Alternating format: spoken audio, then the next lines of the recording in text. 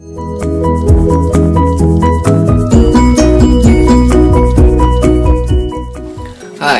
so today I'm going to be doing the Emboss Resist technique. This is heat embossing, not dry embossing. So now I just have a piece of white cardstock cut to 5 by 3 3/4, and then I also have this floral background stamp from Hero Arts.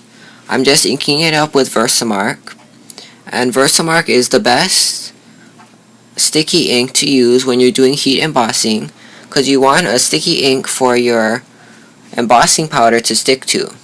So Versamark is the best to go. So I'm just want to do a clear embossing.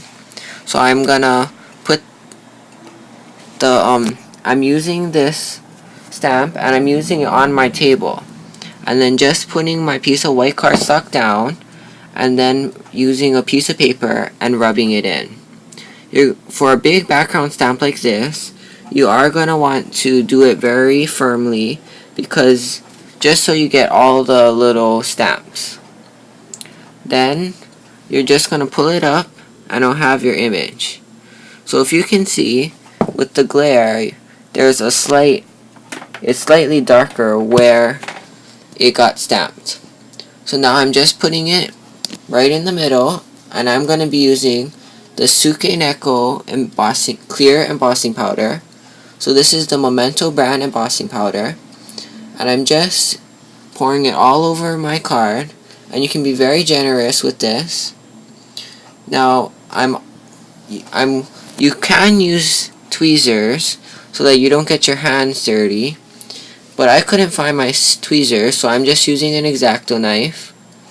So you're just going to want to pull it up and kind of push it down to the bottom, and tap off all the excess.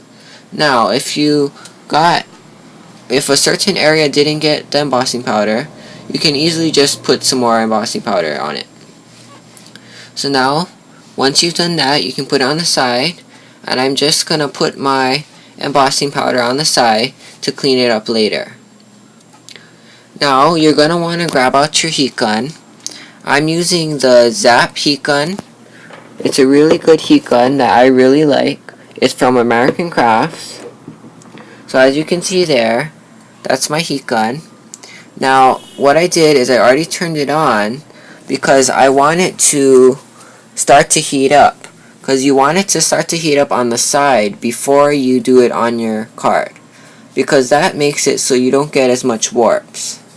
So as you can see there, I started to emboss the corner. I'm just working my way in. You can see the neat effect that it gives from the crystal to the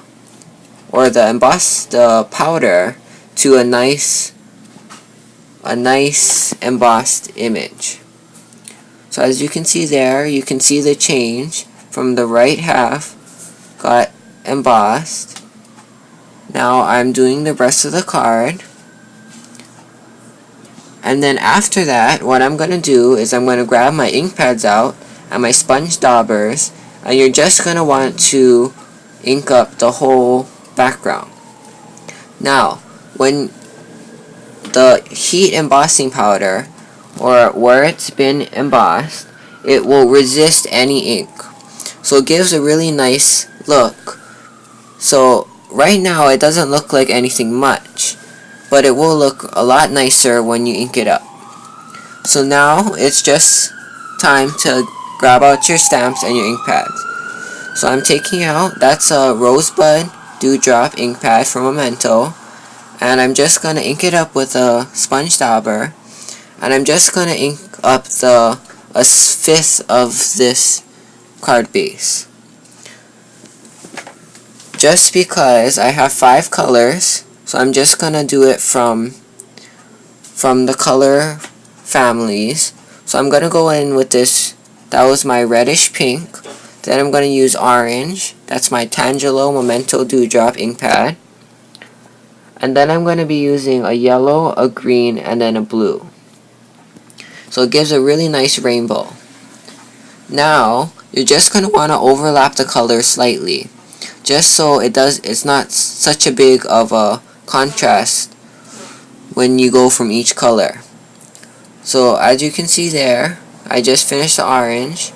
Now I'm going to be using my Dandelion Memento ink pad. And again, you're just going to want to overlap it slightly. Now this is going to be the first video of a few different videos based on embossing powders and how you do different techniques with clear embossing powder and many other embossing powders. So now I'm just doing the yellow, and then I'm going to next go in with my green. Now if you have the Pear Tart Memento ink pad, that's a really good next color, but because I don't have that, I'm using the Memories Apple ink pad.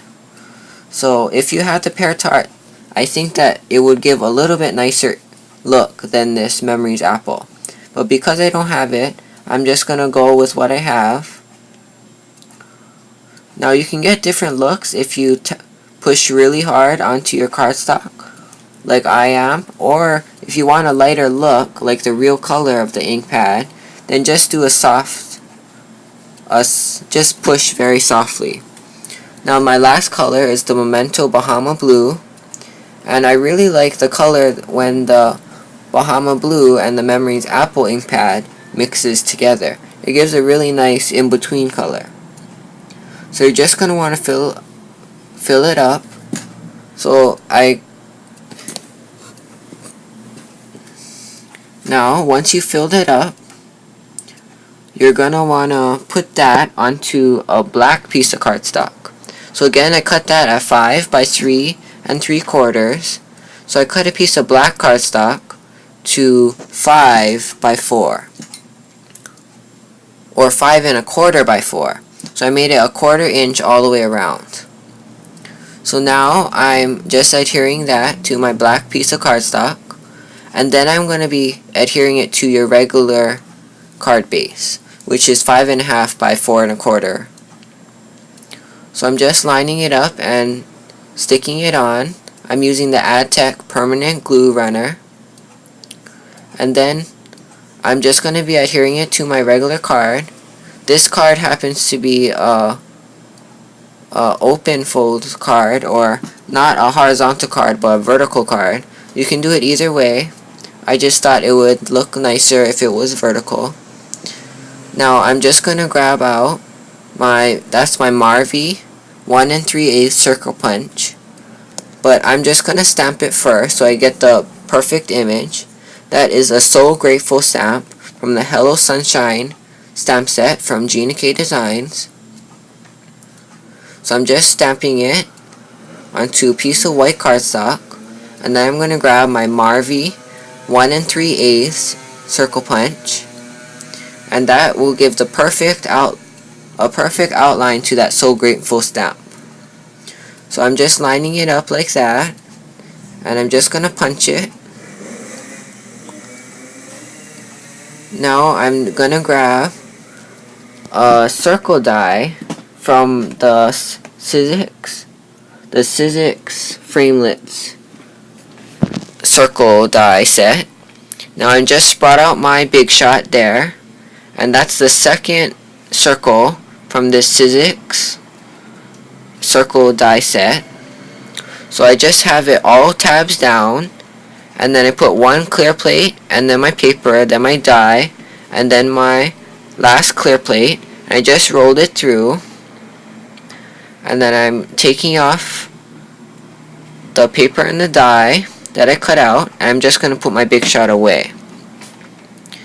So now that I have my circle all cut out, and I'm going to grab the smaller circle, and it fits perfectly inside, because that second circle in that die set is a 1 5/8 circle.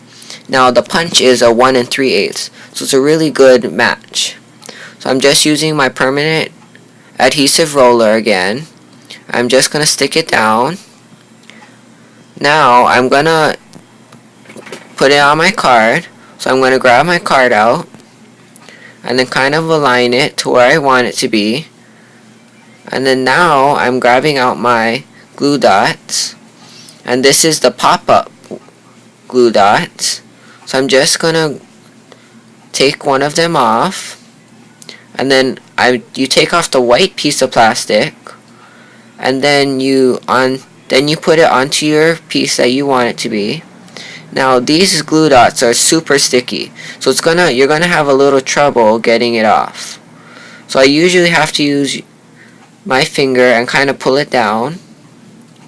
Then, just to give it even more dimension, I'm gonna put another one of these pot glue dots up on top of the other one.